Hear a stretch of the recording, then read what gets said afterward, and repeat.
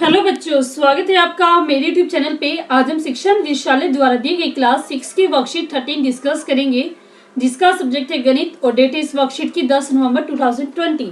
यहाँ पर आप अपना नाम लिखेंगे बच्चों, यहाँ पर आप अपने कक्षा अध्यापक का नाम लिखेंगे। तो बच्चों, वर्कशीट को स्टार्ट करने से पहले जल्दी से आप मेरे चैनल ऋषभ कंप्यूटर क्लासेस को सब्सक्राइब कर दीजिए बच्चों, ताकि जो भी मैं नई वीडियो डालूँ उसका नोटिफिकेशन आपको तभी की तभी मिल जाए। तो देखते हैं आज की वर्कशीट में हम सीखेंगे पूर्णांकों की तुलना, कि किस प्रकार हम पूर्णांक जो होते हैं उनकी तुलना कर सकते हैं। तो पढ़ते इसके रूल कुछ है। तो फर्स्ट रूल है हमारे पास, अगर हम दो धनात्मक पूर्णांकों की तुलना कर रहे हैं तो वह पूर्णांक बड़ा होगा जिसकी संख्यात्मक मान अधिक होगा। तो आपके पास अगर दो धनात्मक पूर्णांक है, जैसे कि 64 और 64 और 34, तो इसमें किसका संख्या मान ज्यादा है? 64 का। तो 64 क्या होगा? बड़ा होगा।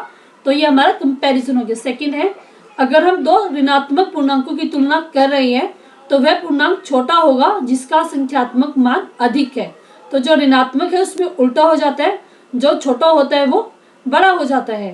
तो इन दोनों में से छोटा कौन है बच्चों? 45। तो ये बड़ा हो जाएगा। ठीक है, ऋणात्मक में आप ध्यान रखना अगर आप दो ऋणात्मक का तुलना कर रहे हो। नेक्स्ट है, अगर हम एक धनात्मक है और एक ऋणात्मक है तो वह पूर्णांक बड़ा होगा, जो कि तो धनात्मक पूर्णांक हमेशा बड़ा होगा। एक ऋणात्मक और एक धनात्मक है तो धनात्मक हमेशा बड़ा होगा। जैसे 67 और 105, -105, तो ये क्या होगा? ये माइनस है लेकिन ये क्या पॉजिटिव में है, मतलब धनात्मक हमेशा ही ऋणात्मक से बड़ा होता है। नेक्स्ट है, 0 सभी ऋणात्मक पूर्णांकों से बड़ा होता है। और 0 क्या होता है? वो सभी ऋणात्मक से बड़ा होता है। ये क्या? -6 और ये क्या? 0। तो 0 ऋणात्मक से हमेशा ही बड़ा होगा, चाहे आप 0 के आगे -143 लिख लो, चाहे 0 के का 750 से कंपैरिजन करोगे, -75 से, तो भी 0 हमेशा बड़ा होगा। और इसके अपोजिट, यदि 0 सभी धनात्मक पूर्णांकों से छोटा होता है, 0 किसी भी धनात्मक पूर्णांक से हमेशा छोटा होता है। तो संख्या रेखा पर पूर्णांकों की तुलना कैसे करते हैं? जैसे कि आपके यहाँ पे आपके पास 0 दिया गया, यहाँ पे 1 2 3 4 5, -1 -2 -3 -4 -5। तो 0 की जगह जब हम इस तरफ जाते हैं तो संख्या का मान बढ़ता जाता है, और जब हम बाई तरफ जाते हैं तो संख्या का मान घटता जाता है। जैसे कि -2 क्या है? -1 से छोटा है। वैसे -3 क्या है? -2 से छोटा है, क्योंकि ये इस तरफ जा रहा है। वैसे अगर हम इसका कंपैरिजन करें, 2 क्या है? 3 से छोटा है। ठीक है, तो ये आपको समझ में आ गया होगा। अब हम देखते हैं आगे। संख्या रेखा पर दाईं ओर जाने पर पूर्णांक का मान बढ़ जाता है, और जैसे हम संख्या रेखा पर बाईं की ओर जाते हैं तो पूर्णांकों का मान घट जाता है। इसलिए पूर्णांकों का निम्न रूप में लिखा जाता है, जैसे कि क्या आपका इंक्रीजिंग ऑर्डर में लिखा हुआ एक तरीके से, -5 -4 -3 -2 -1 0 1 2 3 4 5। इसलिए इसको ऐसे ही लिखा जाता है। और इसके आगे हम ये निशान लगा दें तो ये भी निशान क्या है बच्चों? ठीक है।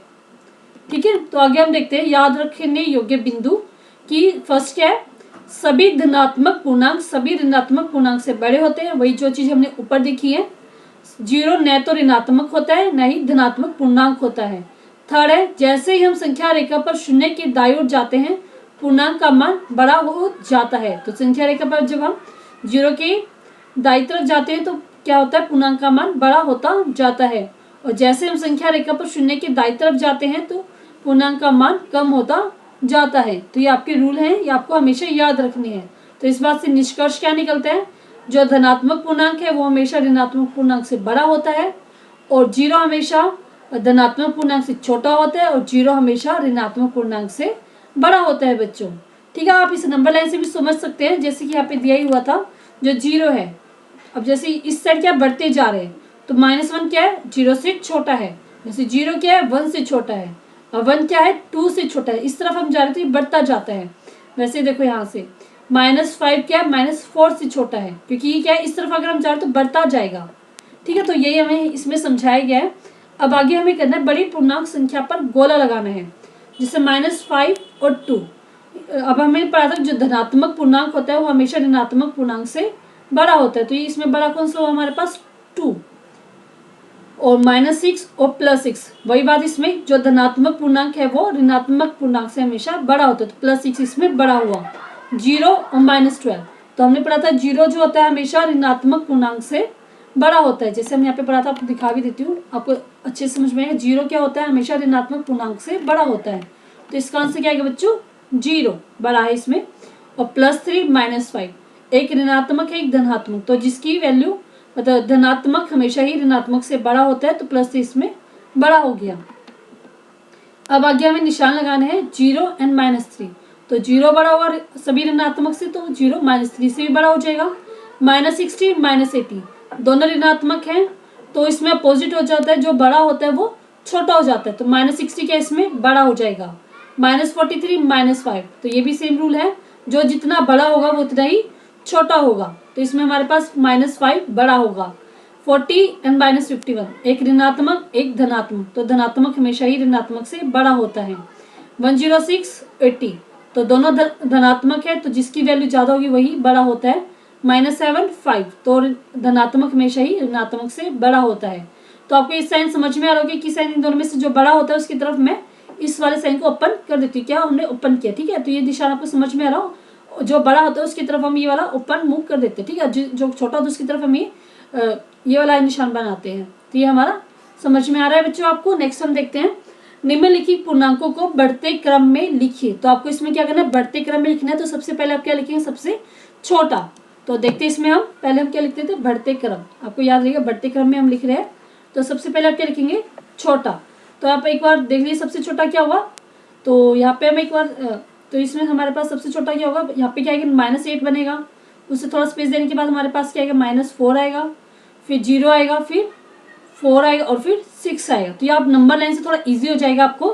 तो इस प्रकार आप लिखेंगे -8 सबसे छोटा हो गया, उसके बाद -4, उसके बाद 0 और उसके बाद 4 और उसके बाद 6। तो बीच का गैप आप देखने की जरूरत नहीं है, आप मैं सिर्फ ये रफली नंबर लाइन बना रही हूँ, संख्या रेखा बना रही हूँ बच्चों, ठीक है। तो जैसे कि ऋणात्मक है तो ऋणात्मक सभी धनात्मक से छोटा होता है, तो ये सबसे पहले आएगा, फिर -4 0 4 6 ये आपका फर्स्ट क्वेश्चन का आंसर होगा बच्चों। नेक्स्ट है हमारे पास, इसको भी हम थोड़ा नंबर लाइन से समझा देती हूँ आपको।